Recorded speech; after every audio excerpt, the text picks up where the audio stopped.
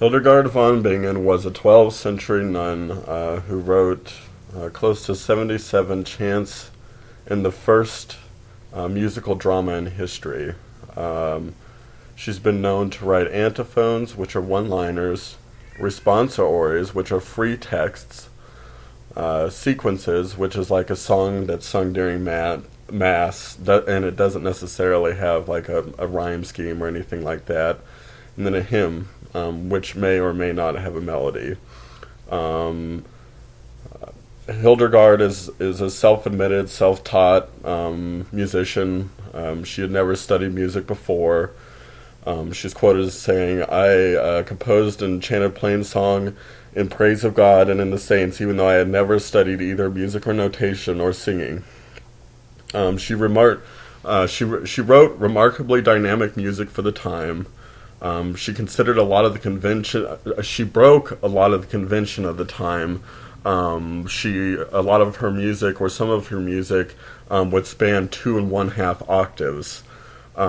She also used melodic phrases or soaring arches in her music. Another word that some people have described her music as is angular for the time. This indicates that the listener would hear like rapid upswings in the melodies, and then the song would slowly decline. In her time, scales consisted of close to 8 intervals. Hildegard, she broke convention by using 2 or 3. This is very similar to our major and minor scales of today.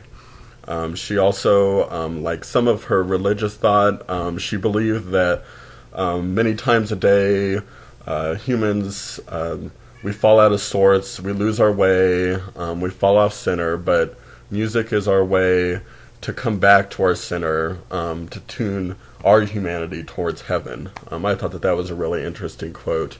Also, she felt that the use of instruments was very helpful during chants, but she never really, there was really never any incidents of her using them during a chant and during mass at a monastery. But she did feel that the instruments were meant to soften the heart and direct it towards God. She felt that some instruments even had some symbolism.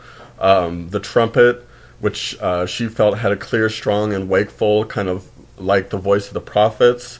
I also learned about an instrument back from the time called a psaltery, Psaltery, which is an instrument with strings over a soundboard. She felt that this represented the unity of heaven and earth, since it was played on both the top and the bottom strings.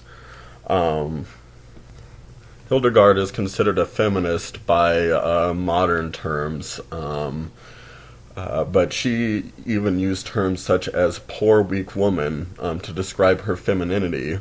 I thought that was rather interesting, and it kind of goes away from what we would consider a modern-day feminist. But I also feel like that during her time, she exercised quite a bit of authority, and it didn't really matter about her sex. She loved to use the metaphor of marriage in her writings. And then she also a lot of the times dealt with menstrual cramps and some other gynecological ideas that were never really expressed before. So these writings, they were the first of their kind. Regarding that, the Catholic Church has made some recent developments by recognize her as the 4th woman to become a doctor of the Church, which means that her teachings are basically recommended doctrine. She is also, as of I think May, she is officially a saint of the Roman Catholic Church.